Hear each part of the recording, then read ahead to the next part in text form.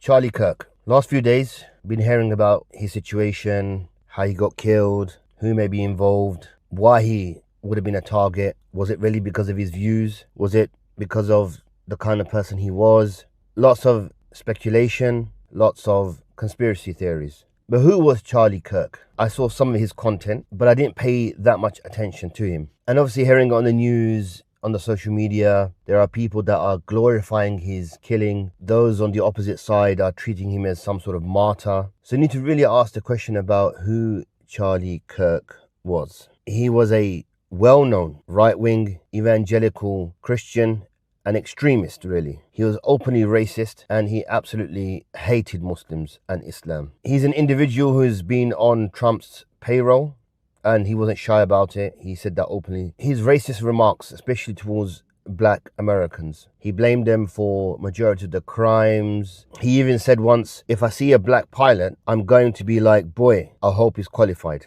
Now that's something really mild in some of the things that he has said. This is the same individual who visited the UK and said London is not safe, the Muslims are taking over and they are being supported by the left so that the left can get votes from the Muslims, and describing London as a hellhole. He even said once that he saw, or he was in a cafe, and in the cafe it was full of Mohammedans and women wearing burqas. Well, firstly, women don't wear burqas in London, in England. Maybe he assumed the niqab was the burqa. And the worst and some of the vile things that he has said about the Prophet Muhammad sallallahu alaihi wasallam is that he was a pedophile, he was a rapist, a warlord, and he even described him to Epstein, na'udhu billah. And then you have individuals in the UK are drumming the beats of war, declaring war with their crocodile tears for what happened to Charlie Kirk. Now, what is the connection between Charlie Kirk and the UK?